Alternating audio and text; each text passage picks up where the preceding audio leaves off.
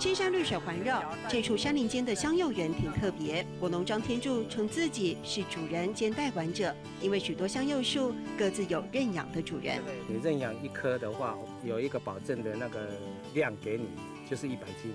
身处都市，心在乡邻的人似乎不少。现代版的开心农夫会定期关心收成，一棵果树牵系百里远。老顾客的话，已经10几年的老客户了。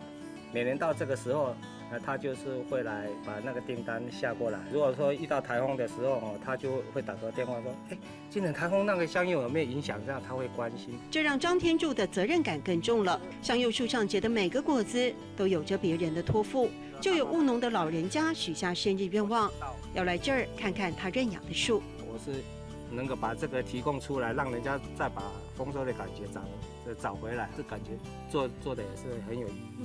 其实他自己也该庆祝丰收。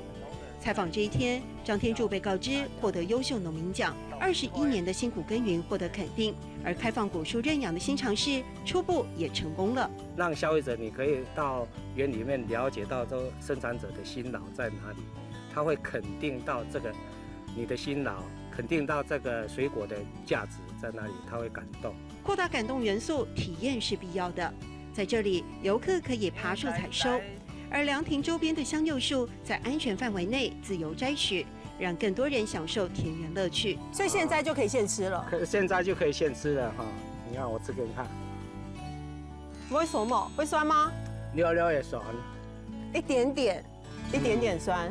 香柚酸中带甜，却香味四溢，就像果农的心路历程，苦中带乐，而今幸福感洋溢。不会酸么？溜溜的，不会酸么？溜溜的。